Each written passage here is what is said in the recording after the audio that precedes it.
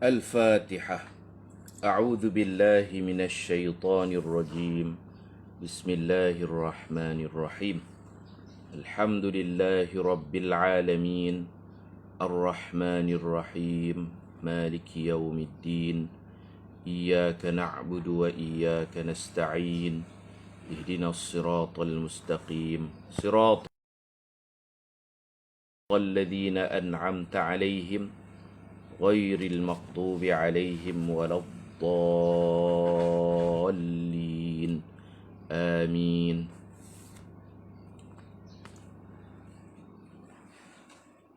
الحمد لله رب العالمين والصلاة والسلام على أشرف الأنبياء والمرسلين وعلى آله وصحبه أجمعين. رب اشرح لي صدري ويسر لي أمري واحلل عقدة من لساني يفقه قولي.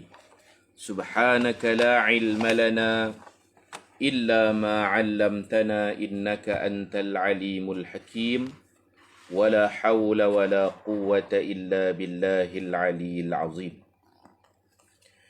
بسم الله ما شاء الله لا قوة إلا بالله ما شاء الله كل نعمة من الله ما شاء الله الخير كله بيد الله ما شاء الله لا يصرف السوء إلا الله أما بعد. Alhamdulillah, pada pagi ini dapat kita sambung seperti biasa kuliah harian kita.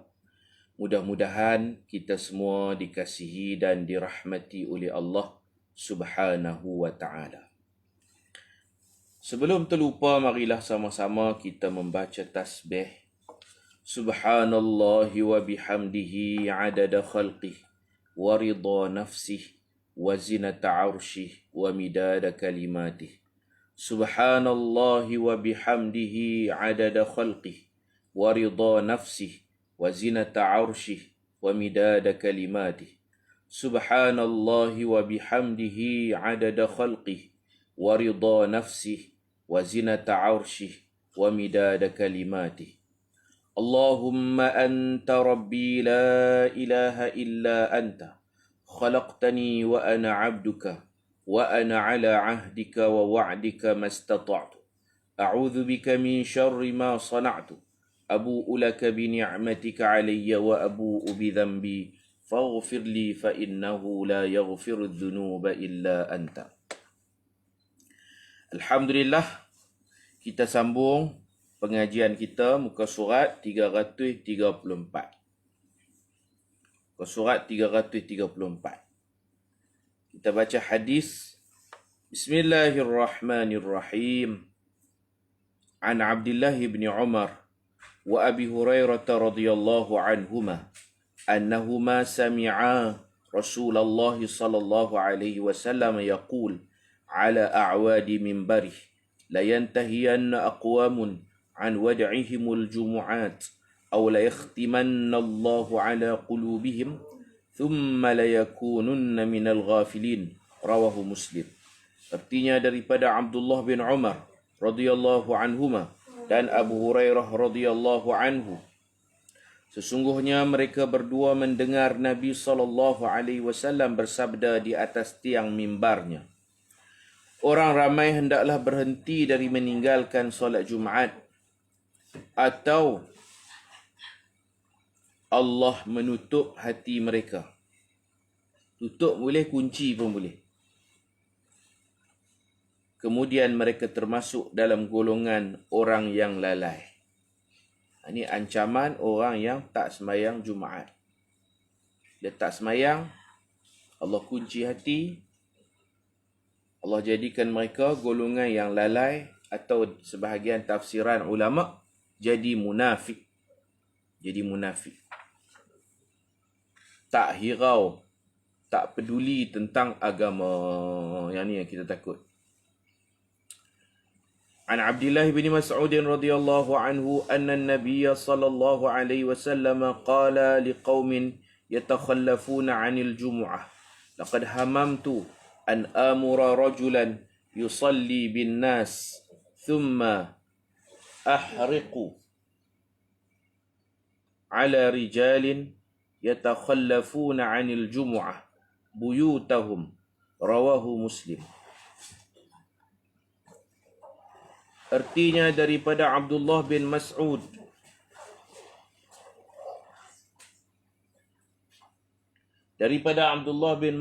radhiyallahu anhu, sesungguhnya Nabi SAW pernah bersabda tentang satu kaum yang tidak menghadiri solat Jumaat. Nabi kata, sesungguhnya aku bercadang ingin menyuruh orang lain mengimamkan solat Jumaat, kemudian aku pergi membakar rumah lelaki yang tidak hadir solat Jumaat. Berat tu, sampai Nabi ancam. Tapi Nabi tak buatlah. Kalau bakar rumah orang, nanti isteri yang tak bersalah, anak-anak hilang tempat tinggal. Tapi ancaman tu satu benda yang sangat berat. Sampai Nabi nak bakar rumah. Solat Jumaat disyariatkan di Mekah sebelum peristiwa hijrah. Ni sejarah dia lah. Dah Allah syariatkan. Nabi duduk di Mekah lagi. Tetapi Nabi dan sahabat tidak dapat mendirikannya di Mekah kerana kaum muslimin ketika itu dalam keadaan lemah. Ramai yang disiksa. Mereka tidak mampu untuk berkumpul beramai-ramai bagi melaksanakannya. Lalu Nabi mengutus surat kepada Mus'ab bin Umair yang berada di Madinah. Mus'ab ni kita tahulah wakil Nabi lah. Dia berhijrah. Nabi kirim dia ke Madinah lebih awal. 2 tahun sebelum Nabi kita berhijrah. Nabi kirim dia pergi Madinah. Jadi Nabi hantar surat kepada Mus'ab bin Umair. Orang dia segak, asal anak orang kaya, tapi akhirnya meninggal dunia dalam peperangan Uhud. Nak kafan pun tak cukup kain. Bila tutup bahagian kepala, nampak kaki. Tutup bahagian kaki, nampak kepala. Kemudian Nabi kata tutup belah kepala, kat kaki itu letak rumput. Tutup dengan rumput idkhir. Ini Mus'ab bin Umair radhiyallahu anhu. Asal anak orang kaya. Minyak wangi dia paling harum di Mekah. Kalau dia berjalan lorong-lorong yang dia jalan tu, dia meninggalkan bau harum. Orang tahu dah. Ini bau minyak wangi Mus'ab. Anak orang kaya, mak dia kaya. Tapi akhirnya sanggup berkorban menjadi orang susah kerana nak ikut perjuangan Nabi SAW. Nabi hantar surat dekat Mus'ab yang berada di Madinah. Mus'ab ni jasa dia pi awal pada Nabi. 2 tahun dia pi awal, hijrah lebih awal. Dan dia mengetuk rumah-rumah penduduk Madinah. Dia berdakwah dan mereka memeluk Islam. Senang kerja Nabi. Nabi pergi Madinah tu ramai dah orang Islam di Madinah. Jasa Mus'ab bin Umair radhiyallahu anhu. Mus'ab yang berada di Madinah supaya solat Jumaat didirikan di Madinah. Mus'ab bekerjasama dengan As'ad bin Zurarah. As'ad bin Zurarah ni pula ketua. Kalau kita boleh panggil, kita panggil ketua kampung lah di Madinah. As'ad bin Zurarah. Dia ketua di Madinah. Ketua. Satu nama yang hebat. Tapi umur dia tak panjang. Dia meninggal dunia selepas peperangan Badar. Ni As'ad ni. Dan dia manusia pertama yang dikebumikan di Baqi'. As'ad bin Zurarah manusia pertama yang disimpan, dikebumikan di perkuburan Baqi'. Dulu depan Masjid Nabawi itu bukan kubur. Kemudian para sahabat dan Nabi beli tanah tu, niat isytihar, niat wakaf buat kubur. Kubur Baqi' depan Masjid Nabawi.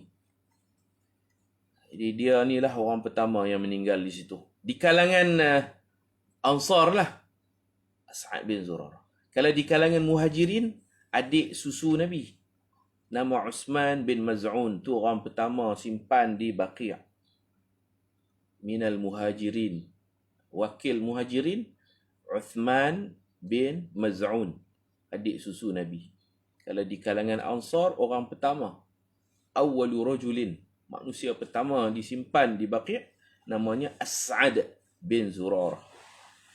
Bukan Sa'ad. Sa'ad orang lain, ni As'ad. Baik, Mus'ab dengan As'ad. Mus'ab ni dia berhijrah ke Madinah. As'ad penduduk asal Madinah, bahkan dia ketua Madinah. Mereka dua bekerjasama bagi menjayakan solat Jumaat di Madinah. As'ad menghimpunkan orang ramai dan Mus'ab menjadi imam. Itu sejarahnya. Kita baca hadis ni.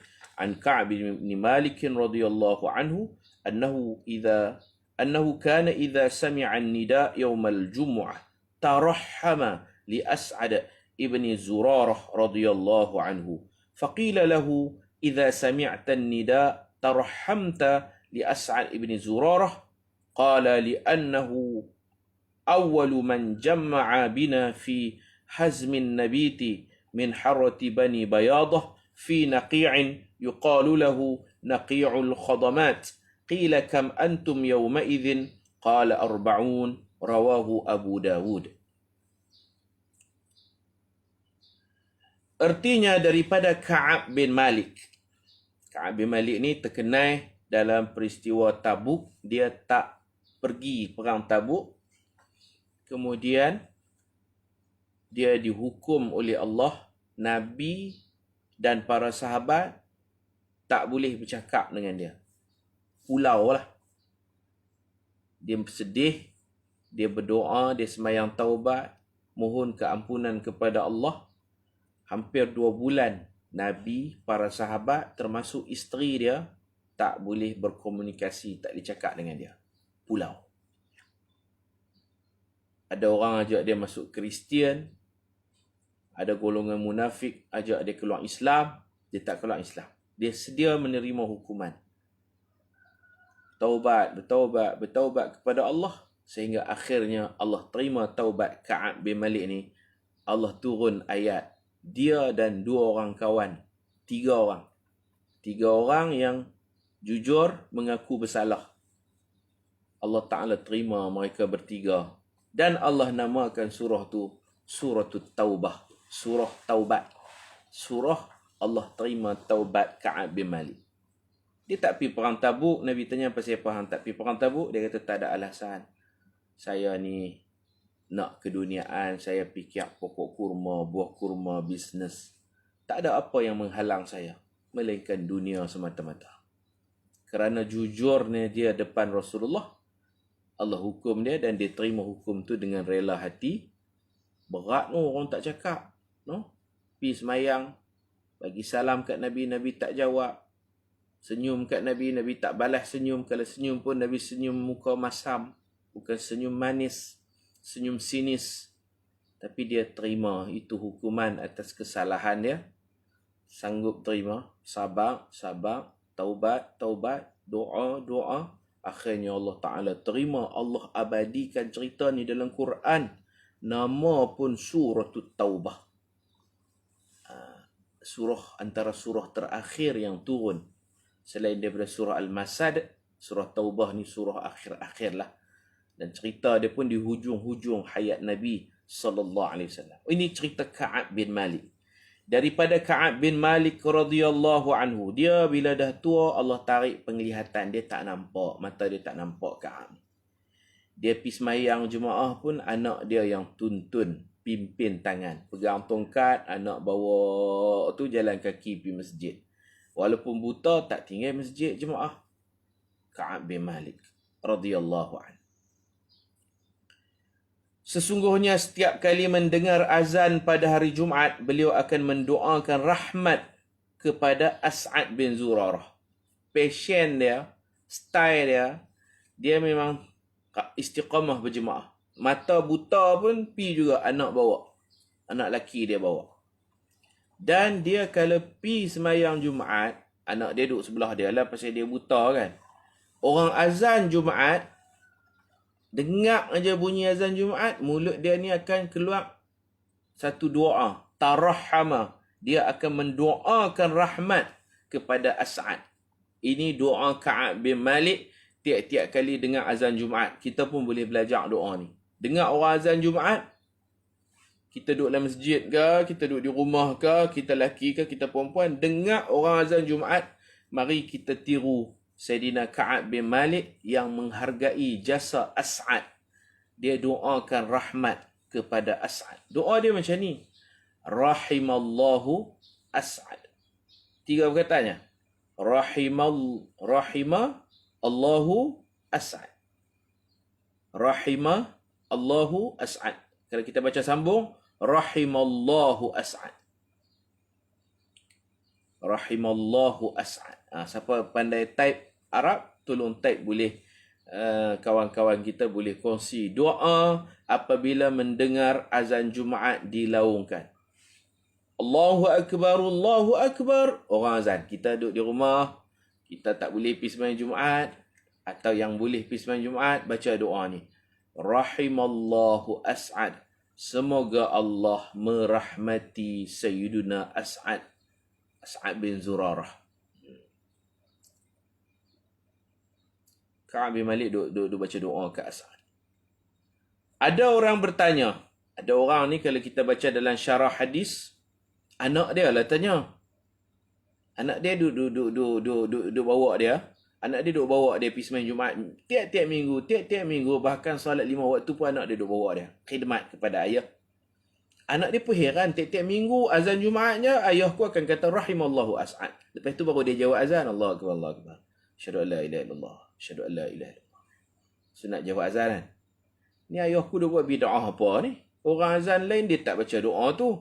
Orang azan Jumaat dia baca Rahimallahu As'ad bin Zurarah. Macam tu. Kata sekali dengan bin lah. Ayahku ni buat pelik apa ni? Buat bid'ah apa ni? Jadi anak dia lah yang tanya. Faqila lahu. Ada orang. Orang situ anak lelaki dia. Nama saya tak ingat. Kena tengok dalam syarah hadis. Ada orang, yakni anak lelaki dia bertanya. Kenapa setiap kali kamu, kalau kamu sini ayah lah. Kenapa setiap kali ayah mendengar azan Jumaat, ayah akan mendoakan rahmat kepada As'ad bin Zurarah. Macam tu. Beliau berkata, dia pun buka cerita lah. Pasal kita ingat budi orang, jasa orang. Itulah pasal dia. Kan dalam Quran pesan, La tansawul fadla bainakum. La tansawul fadla bainakum. Jangan kamu lupa jasa orang terhadap kamu. Jangan lupa. Jangan lupa. Saya tak lupa saya nak pergi mengaji. Dulu ada orang tolong saya. Saya pergi Syria. Saya tak lupa. Ada orang tolong kita. Ada orang bantu kita. Kita nak kahwin, ada orang tolong. Guru-guru yang banyak bantu kita. Ilmu yang dicurahkan. Jangan lupa. Bila mereka mati, kita kena doa. Rahimahullah.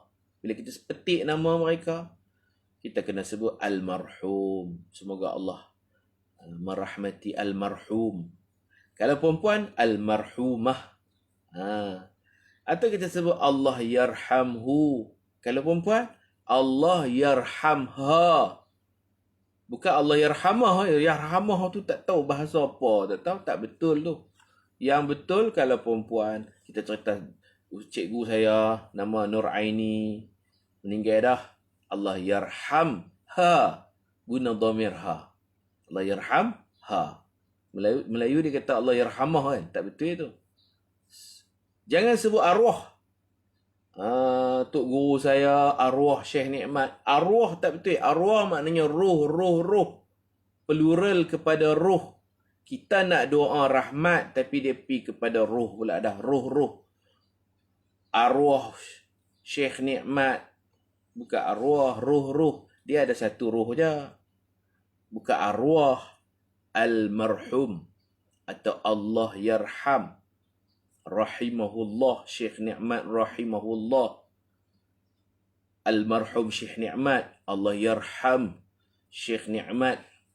Macam tu. Jangan sebut arwah. Arwah ni bahasa orang kampung. Bahasa pun tak betul. Makna pun tak betul. Cerita tentang seorang. Tapi kita sebut roh. Itu bukan doa-doa yang tak betul.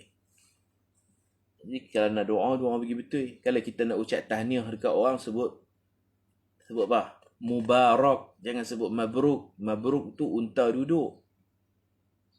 Mubarak, semoga diberkati. Macam tu. Nak ucap hari lahir. Ucap mubarak. Barakallah. Jangan mabruk. Mabruk. Mabruk. Tahniah.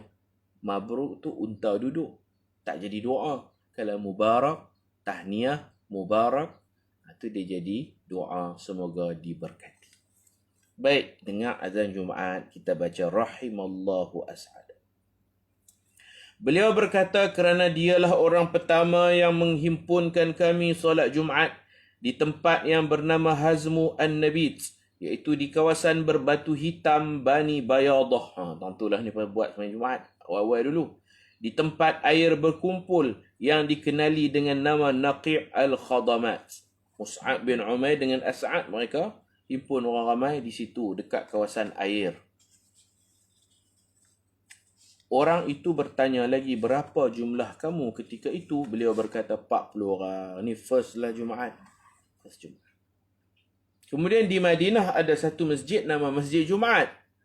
Masjid Jumaat tu bukan hak kita cerita ni tak. Masjid Jumaat tu Nabi hijrah. Nabi sampai dekat Quba. Nabi bina Masjid Quba. Masjid Quba yang mana fadilat dia kalau kita berwuduk di rumah kita, di hotel. Kemudian kita datang ke Masjid Quba. Allah bagi pahala umrah. Ambil wuduk di hotel, pergi Masjid Quba, sembahyang 2 rakaat, dapat pahala macam menunaikan umrah. Dekat dengan Masjid Quba tu ada satu masjid nama Masjid Jumaat. Yang tu masjid Nabi. Dalam perjalanan hijrah Nabi ke Quba, kemudian Nabi ke Madinah. Sebelum pergi Madinah, dalam perjalanan Nabi tu hari Jumaat, Nabi singgah di satu tempat dan Nabi buat solat Jumaat di tempat tu. Tak jauh daripada Quba. Hak tu nama Masjid Jumaat. Masjid Jumaat yang Nabi buat dalam perjalanan ke Madinah. Perjalanan hijrah Nabi. Yang kita cerita ni lain. Yang ni saya pun tak pasti tang mana, tapi dekat dengan air, mata air yang berkumpul. Nama Naqi' Al-Khadamat. Baik, kita sambung. Man lazimahu az-zuhru lazimathu al-jum'ah illa al-'abda wal-mar'ah wal-musafir fi ghairi ma'siyatin walau safaran qasiran. Sesiapa yang wajib menunaikan solat Jumaat, maka dia juga wajib solat Jumaat. Siapa yang wajib menunaikan solat Zuhur, dia juga wajib solat Jumaat. Orang hak kena sembahyang Zuhur, kena sembahyang Jumaat lah. Kecuali, dia bawa main ayat umum, kemudian dia takhsis, kata kecuali. Kecuali hamba, wanita dan musafir yang bukan bertujuan maksiat. Mereka ni tak wajib Jumaat. Mereka ni tak wajib Jumaat. Orang perempuan tak wajib Jumaat. Hamba tak wajib Jumaat. Orang sakit teruk tak wajib Jumaat. Kalau kita sekarang tak sakit pun, tapi dihalang dari menunaikan Jumaat, sebab tak vaksin lagi ke, tak wajib Jumaat. Ada halangan. Boleh sembahyang Zuhur. Dan musafir. Musafir yang bukan tujuan maksiat, dia pun tak wajib Jumaat, tapi ada syarat-syarat dia lah. Kena keluar sebelum subuh. Kemudian ada perkataan walau safaran qasiran, walaupun musafir tu dekat. Tak mesti 2 marhalah. Musafir yang dekat keluar daerah. Keluar daerah, sebelum subuh keluar, maka dia dipanggil musafir yang dekat. Dia tak wajib Jumaat. Keluar sebelum subuh, walaupun dekat ke daerah lain aja, daripada Kepala Batah ke daerah Tasik Gelugor. Macam tu. Keluar sebelum subuh, tak wajib Jumaat. Qasar jamak memang tak boleh buat sebab musafir dekat. Musafir yang tak mencukupi 2 marhalah. Tapi berjaya mengelakkan diri daripada solat Jumaat. Macam tu. Saya buat contoh, setengah kilang tak mengizinkan solat Jumaat. Sebelum Covid pun ada kilang yang tak bagi sembahyang Jumaat. Kalau nak sembahyang Jumaat, berhenti kerja di situ. Satu. Ada cara kedua. Sementara kalau berhenti nak dapat kerja tang lain payah. Sementara nak dapat kerja orang lain, jangan berhenti. Ada helah fiqah. Helah fiqah aku mana? Pi kerja awal. Sebelum subuh lagi, keluarlah. Jadi bila keluar sebelum subuh, orang Pulau Pinang pi Perai, kilang di Perai. Perai tu taklah sampai 85 km. Taklah sampai 2 marhalah. Tapi dalam bab Jumaat, kalau keluar sebelum subuh, walaupun musafirnya dekat, dia tidak wajib Jumaat. Itu cara dia. Nak berhenti, boleh. Tunggu dapat kerja orang lain, berhenti. Sementara nak dapat kerja orang lain, helah fiqah ada. Bukan helah kita nak buat benda haram. Helah untuk mengelakkan kita daripada dosa.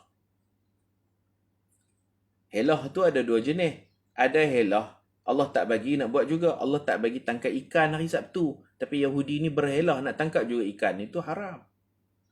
Allah tak bagi bersetubuh di bulan Ramadan. Dia buat helah, makan roti, minum air, betul bersetubuh. Nak elak daripada kena kafarah. Yang tu haram. Helah nak buat maksiat. Yang kita sebut ni helah nak lari daripada kesalahan. Dia pergi kerja cari rezeki. Kilang tu tak bagi sembahyang Jumaat. Kalau dia kerja juga, hidup dia pun tak tenang. Aku kerja tapi tak sembahyang Jumaat. Ada orang kata berhenti nak cari kerja susah. Sementara nak dapat kerja tempat lain, nak buat macam mana? Keluar sebelum subuh, cerita dia. Keluar sebelum subuh. Dia kerja shift pagi ni. Shift pagi memang kena keluar awal. Jangan keluar rumah sebelum subuh. Jangan keluar lepas subuh. Keluar awal. Bila kalau kata dia masuk kerja lambat pun, keluar sebelum subuh, pilah. Minum teh tarik ke kat mana ke. Yang penting dia tinggal rumah dia sebelum subuh. Sebab Jumaat dia bukan syarat kita musafir ke KL, kita musafir ke Terengganu, Kelantan sebelum subuh dah. Dia tak syarat tu. Dia syarat janji keluar. Keluar karya. Jangan patah balik. Keluar sebelum subuh dan jangan patah balik. Pilah kerja. Itu cara dia. Hak mana yang boleh sembahyang Jumaat, pilah sembahyang Jumaat. Hak mana tak boleh sembahyang Jumaat, ada cara dia. Supaya bila dia buat macam tu, dia tak wajib Jumaat. Kita yang dihalang daripada sembahyang Jumaat sebab wabak COVID ni, tak perlulah keluar. Tak perlu keluar lah. Kita duduk di rumah, stay at home. Hak tu pasal terhalang, kerajaan tak bagi, ada syarat cucuk vaksin. Kalau kita tak cucuk lagi, kita memang tak boleh masuk. Di Pulau Pinang lah. Syarat wajib tu. Syarat wajib Jumaat, cucuk vaksin. Tak cucuk, mana tak wajib Jumaat. Tak boleh masuk. Tidak diwajibkan. Itu tak payahlah keluar rumah, duduk di rumah je lah. Yang saya sebut ni macam zaman sebelum COVID yang saya maksudkan. Kalau dia kerja di satu tempat yang terhalang, ada cara dia keluar sebelum. Nanti kita baca di bawah. Musafir yang kita maksudkan ni bukan musafir 2 marhalah. Musafir qasiran, safaran qasiran, walaupun musafir itu dekatnya. Dia dah jadi tak wajib Jumaat. Kita tengok dalil di bawah daripada Tariq bin Shihab radhiyallahu anhu qala, dia kata Rasulullah sallallahu alaihi wasallam bersabda, al-jumu'atu haqqun wajibun ala kulli muslimin fi jama'atin illa arba'ah. Abdun mamluk, atau imra'atun, atau sabi, atau marid. Rawahu Abu Dawud. Solat Jumaat diwajibkan ke atas setiap orang Islam, ditunaikan dalam berjamaah. Kecuali kepada 4 golongan. Hamba abdi, atau perempuan, atau kanak-kanak, atau pesakit. Di 4 golongan ni tak wajib Jumaat. Bila masuk waktu Zuhur, orang yang tak wajib Jumaat boleh terus sembahyang Zuhur di rumah. Masuk waktu Zuhur, orang yang tak wajib Jumaat boleh terus sembahyang Zuhur di rumah. Contoh hamba, dia bukan wajib. Dia tak perlu tunggu orang masjid habis selesai solat Jumaat. Terus sembahyang Zuhur. Tapi ulama kata untuk hamba ni sunat tunggu orang masjid selesai Jumaat baru dia sembahyang Zuhur. Dia sunat menunggu jemaah masjid selesai Jumaat baru dia sembahyang Zuhur. Pasal apa? Sebab ada barangkali kemungkinan ketika khutbah, barangkali tuan dia memerdekakan dia, maka dia jadi wajib pergi sembahyang Jumaat. Dia hamba, barangkali boleh jadi dia berubah sifat kepada merdeka celah-celah tu. Faham tak? Celah-celah tu.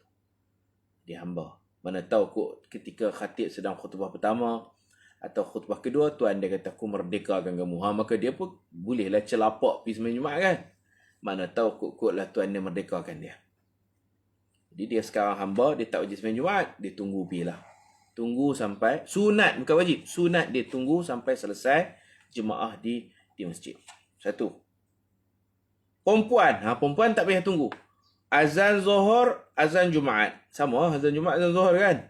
Orang perempuan, azan Zuhur kalau dia siap dengan pakaian telekung dia, wuduk dia semua, dia tidak sunat tunggu jemaah masjid selesai sembahyang Jumaat baru dia nak sembahyang Zuhur. Terus sembahyang Zuhur di awal waktu. Tengah orang duk khutbah tu, sembahyang Zuhur terus perempuan. Pasal apa? Pasal kalau dia tunggu pun tak mungkin seorang perempuan tu akan berubah status jadi lelaki. Faham maksud saya? Faham tak? Kalau hamba tunggu pilah kot tuan dia merdekakan dia pilah sembahyang Jumaat. Kalau kalau perempuan, aku tunggulah, mana tahu kok Allah ubah jantina aku jadi lelaki, aku wajib sembahyang Jumaat. Gila lah macam ni, gila. Perempuan tak payah tunggu. Tunggu buat apa? Kalau tunggu pun perempuan, kalau tak tunggu pun perempuan. Tak ada satu magic boleh ubah lah. Mustahil akal lah orang kata. Tapi kalau Allah nak ubah boleh lah kan. Adat lah, bukan mustahil adat. Adat kata dah perempuan-perempuan lah. Tunggu buang masa aja. Tunggu apa lah. Dah siap wuduk semua dah ada dah.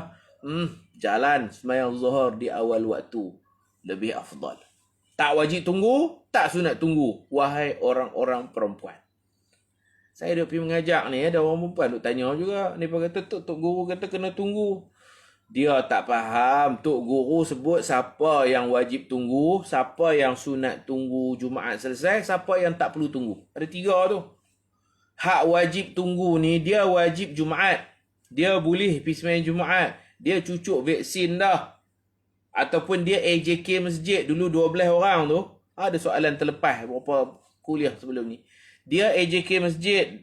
Tapi AJK 20 orang. Contoh AJK 20. Yang boleh pergi sembahyang Jumaat 13 aja. 13 orang AJK boleh sembahyang Jumaat. Atau 12 orang boleh sembahyang Jumaat. 8 lagi standby. AJK 20 orang. 8 lagi standby. Hak standby ni jangan sembahyang Zuhur. Mana tahu kok tak cukup 12. Tok siok sakit perut. Tok siok cirit tak pergi sembahyang Jumaat. Nanti orang akan hello panggil. Weh hang mai weh. Hang pun AJK mai. Top up bagi cukup 12. Dia orang macam ni. Dia tak boleh sembahyang Zuhur lagi lah.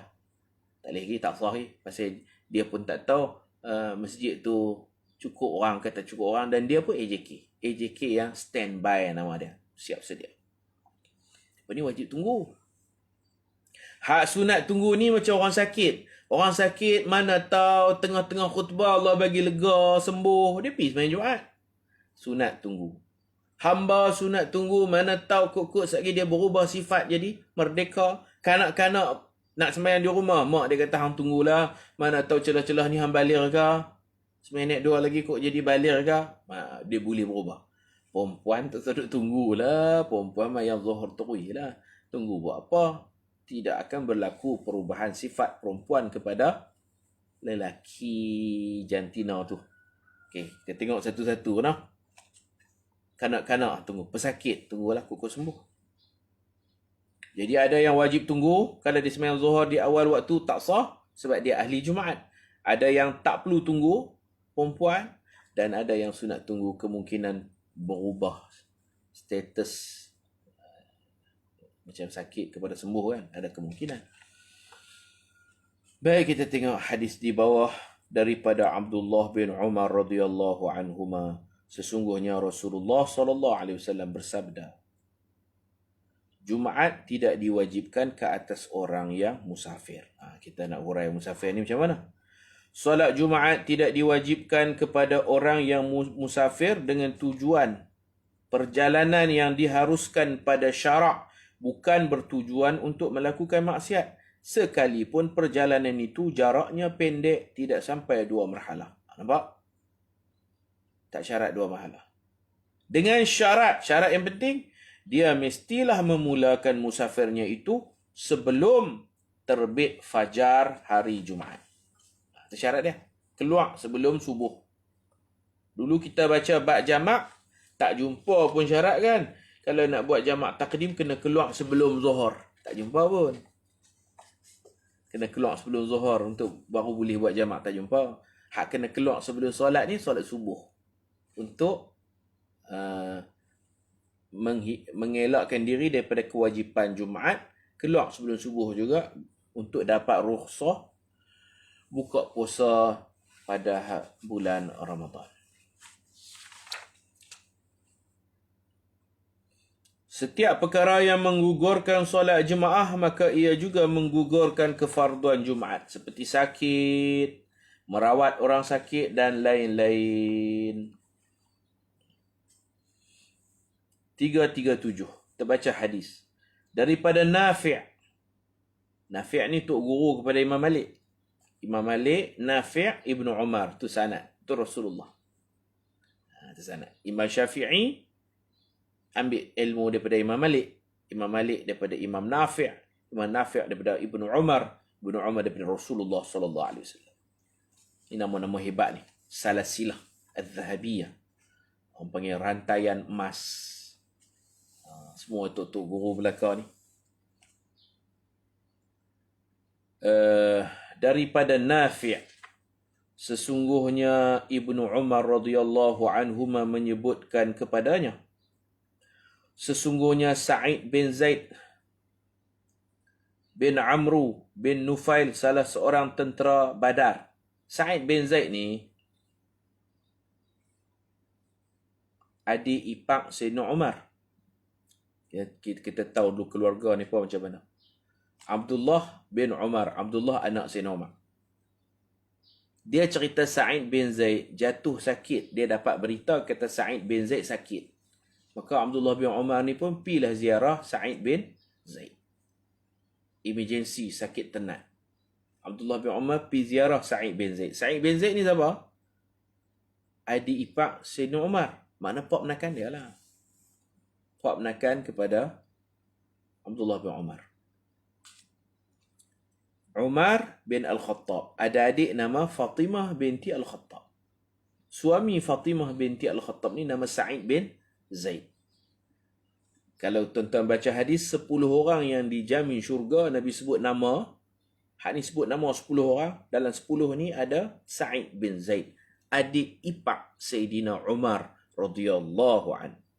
Yang mana kita baca sirah, Sayyidina Umar pernah mengamuk, memukul mereka. Adik perempuan dia, Fatimah, Sa'id bin Zaid, dipukul kerana baca Quran. Dia pergi rumah ni pun, dia mengamuk. Dia mengamuk pasal ni pun duduk mengaji Quran, tak habaq kat dia mengamuk. Kemudian Allah bagi hidayah. Bila dibacakan surah apa? Taha. Ma anzalna alaikal Quran litashqa. Okey. Itu cerita dia. Cerita di Mekah.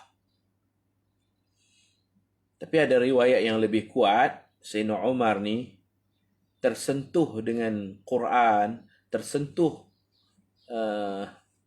masuk Islam. Sayyidina Umar ni, riwayat yang lebih kuat ialah dia nak pergi pukul Nabi sendiri. Bukan dia pukul adik dia, adik ipar dia. Adik dia nama Fatimah, adik ipar dia, suami itu nama Sa'id bin Zaid. Itu satu riwayat. Riwayat yang lebih kuat ialah dia nak pukul Nabi.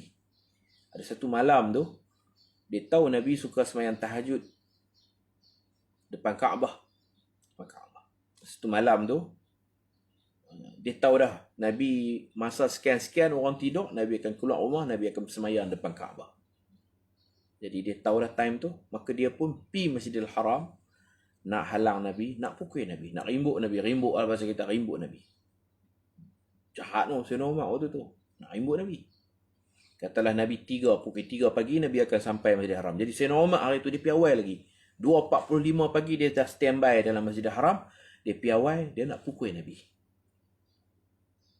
Dia jadi geram ke mana tu. Satu hari tu dia tak sabar, aku nak pukul. Tak bagi can aku pukul. Dia piawai. Nabi contohlah, selalu Nabi pergi 3 pagi. Jadi Sayyidina Umar 2.45 dia pergi masjid. Dia nak tunggu Nabi, dia nak pukul depan pintu tu. Bila dia pergi awal, tengok Nabi duduk ada dalam masjid dah. Nabi siap duduk semayang dah. Hari tu, takdir Allah suruh Nabi pergi Masjidil Haram, pergi semayang tahajud lebih awal. Selalu Nabi duduk pergi 3 pagi. Hari tu mungkin Nabi pergi 2.30. Pukul 2.30 Nabi dah masuk masjid, depan Kaabah Nabi semayang. Sayyidina Umar pergi duduk tunggu Nabi, tengok lah. Nabi Muhammad ni awal pagi ni, siap semayang dah. Sayyidina Umar pun geram. Nak pukul Nabi ni. Nabi duduk semayang. Dia berjalan, pergi dekat Nabi, dia kira nak bubuh ke belakang. Nak bubuh. Bahasa utara nak tabuh, nak rimbuk. Nabi baca surah Al-Haqqah. Mal-Haqqah. Dia tak dipukul. Kerana suara Nabi yang sedap, merdu. Kemudian keikhlasan Nabi membaca Al-Quran. Penghayatan Nabi, kefahaman Nabi. Bacaan Nabi tu mengasyikkan. Orang semua tidur. Kita katalah 2.45 tu semua orang tidur. Pagi. 2.45 minit pagi. Dia pergi dekat, dia nak pukul Nabi. Akhirnya dia tak dipukul. Dia melayan bacaan Nabi yang sedap, yang merdu. Dan menusuk ke hati kecil Sayyidina Umar. Ini riwayat yang lebih kuat. Akhirnya dia kata, dalam hati dia terdetik, dia kata, Muhammad ni syak penyair ke? Dalam hati dia tertanya-tanya, adakah Muhammad ni seorang penyair? Tiba-tiba Nabi baca ayat, وَمَا هُوَ بِقَوْلِ الشَّاعِرِ قَلِيلًا مَا تَذَكَّرُونَ. Nabi baca ayat tu, Muhammad bukan penyair.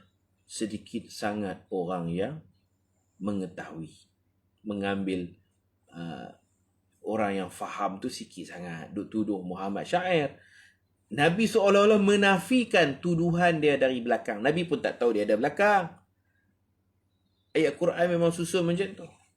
Akhirnya dia tuduh Nabi lagi. Dia kata, Muhammad ni, aku kata kat dia, dia jawab ni, dia tok bomo ke? Arab kata kahin, tok nujum. Tahkah Muhammad ni bomo? Nujum. Dukun. Dalam hati dia tuduh macam tu. Sambungan ayat, wala biqauli kahin. Muhammad bukan bomo, bukan peramal. Qalilam ma tu'minun. Sikit sangat kamu nak beriman. Kenapa kamu tak mau beriman? Dia tanya lagi.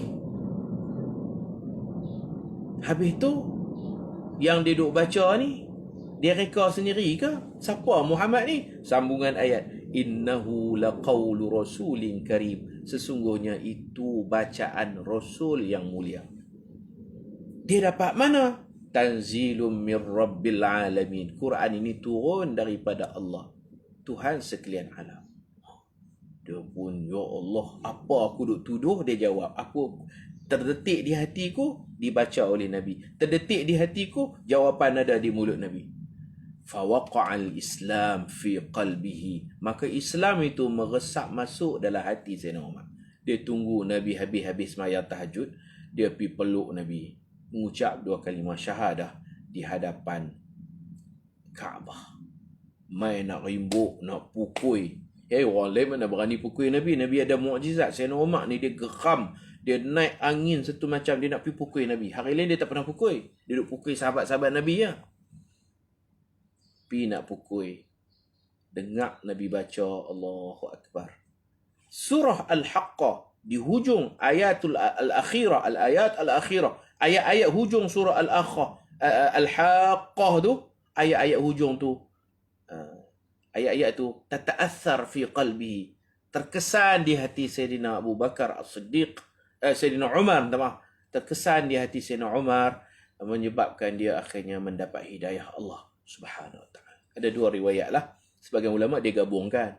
Mula-mula ada peristiwa dia pukul adik ipar dia. Dan peristiwa kedua mungkin kedua-dua peristiwa itu berlaku. Wallahu a'lam. Yang penting kita nak cerita, Imam Nafi' meriwayatkan guru dia Abdullah bin Umar radhiyallahu anhu menceritakan kepada Imam Nafi', satu hari Ibn Umar cerita, sesungguhnya Sa'id bin Zaid pak menakan kepada Sayyidina Abdullah bin Umar. Sa'id bin Zaid ni adik ipar Sayyidina Umar. Dahlah adik ipar Sayyidina Umar, dijanjikan syurga dalam 10 orang. Sa'id bin Zaid, tuan-tuan baca sejarah Sa'id bin Zaid, adik ipar Sayyidina Umar, 10, salah seorang daripada 10 yang dijamin syurga. Kemudian tentera Badar pula. Allahu Akbar. Kalau 10 orang ni dijamin syurga, disebut nama.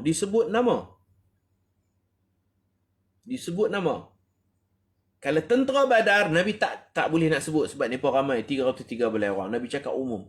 Tentera Badar semuanya ahli syurga. Allah akan ampun dosa tentera-tentera Badar. If'alu ma syi'tum. Hampa buat apa pun, qad ghafarallahu lakum. Allah ampun. Kalau hampa terbuat dosa pun, Allah ampun. Hampa badriyin, tentera-tentera Badar, ahlul Badar. Sebab tu ada satu zikir, tawassalna, kami bertawassul bismillah, dengan bismillahirrahmanirrahim. Tawassul dengan bismillah.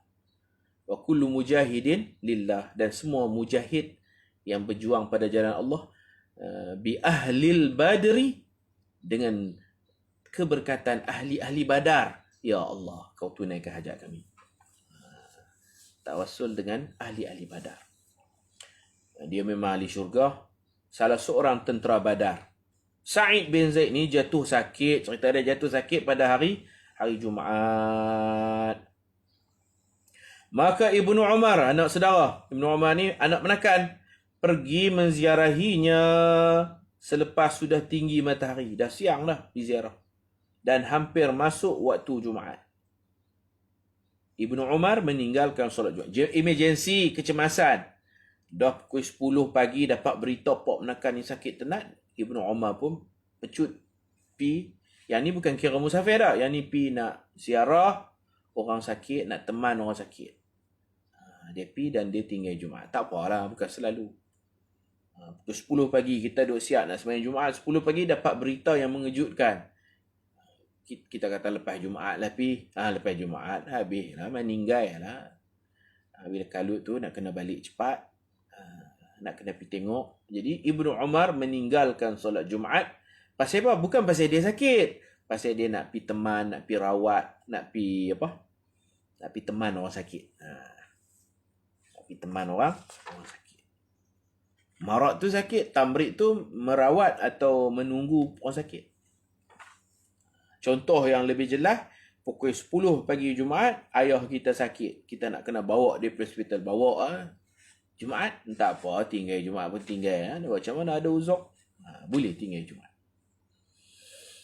Kita tengok lagi dalil daripada Abdullah bin Abbas radhiyallahu anhuma, sesungguhnya beliau berkata kepada tukang azan pada hari hujan lebat. Ni pasal terhalang pasal cuaca. Nak pergi tak boleh, hujan lebat, lecah, puting beliung, angin, ribut. Jadi Abdullah bin Abbas radhiyallahu anhuma dia pesan dekat tukang azan. Dia kata apabila kamu melaungkan asyhadu anna Muhammadar Rasulullah. Dia pesan apa? Lepas asyhadu anna Muhammadar Rasulullah, dia kata fala taqul hayya 'alas salah. Maka janganlah kamu menyebutkan lafaz hayya 'alas salah. Selalu lepas asyhadu anna Muhammadar Rasulullah sebut hayya 'alas salah kan? Jangan sebut tu. Jangan sebut tu. Qul, tetapi sebutlah sallu fi buyutikum. Inilah COVID duk guna ni. Kan? Sallu atau riwayat lain ala sallu fi rihalikum. Abdullah bin Abbas kata dekat muazzin, tukang azan, satgi azan. Waktu tu hujan lebat, ribut. Jadi azan kena azan juga. Betul lah hak COVID ni, betul lah. Walaupun COVID apa semua, azan tetap azan. Betul? Macam mana ni ribut, hujan lebat, azan tetap azan. Tapi dia punya tertib azan tu ada ubah sikit. Lepas asyhadu anna Muhammadar Rasulullah, fala taqul, jangan kamu sebut hayya 'alas salat, jangan sebut tu. Tapi sebut apa? Ganti dia ialah sallu fi buyutikum. Kitab kita ni sebelum Covid lagi. Kita terbit ni sebelum Covid lagi. Dulu buat daurah di Derang sebelum Covid lagi. 2019. Covid ni dia hujung-hujung. Covid-19 ni hujung-hujung tu. Jadi memang dalam hadis sebutlah sallu fi buyutikum, semayanglah di rumah masing-masing.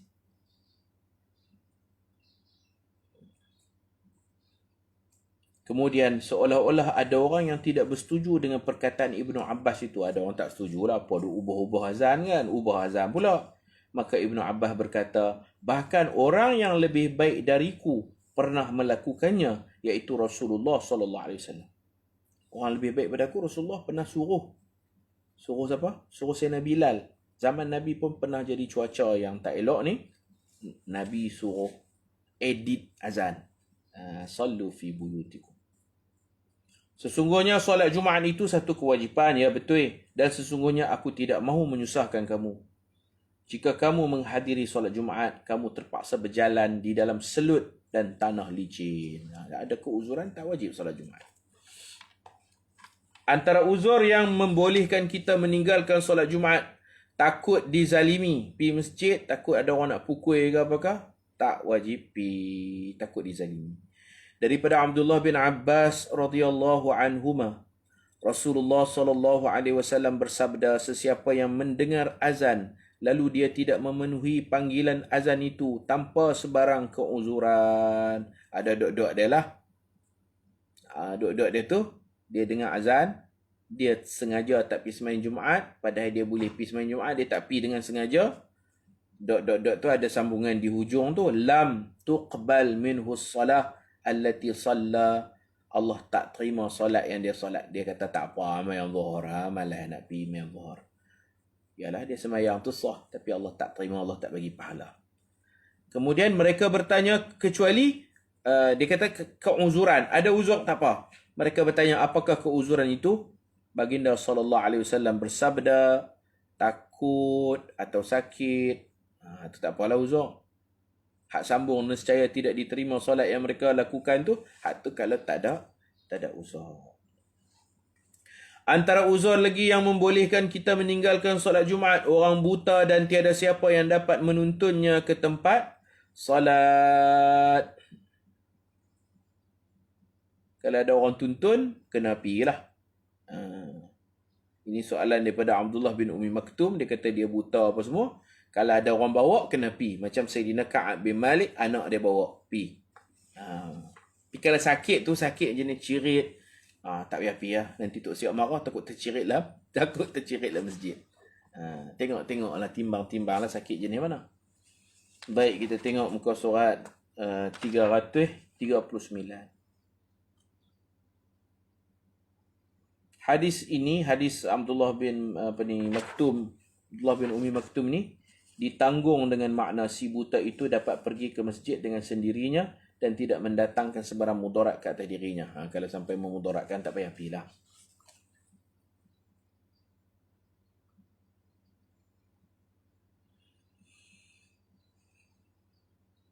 Baik, kita berhenti takat ni dulu.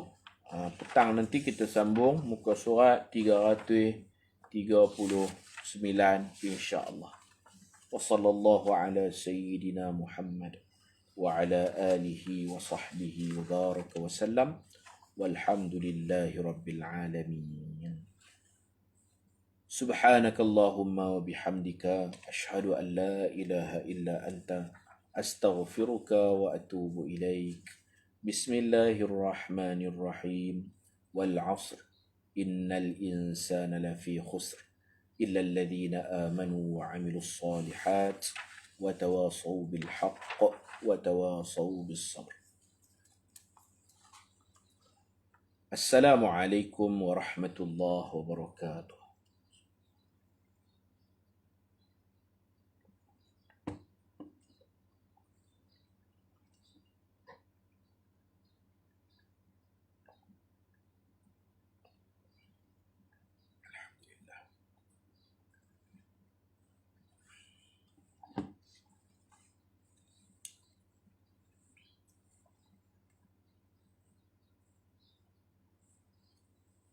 Jazakumullahu khairan katsira. Terima kasih semua.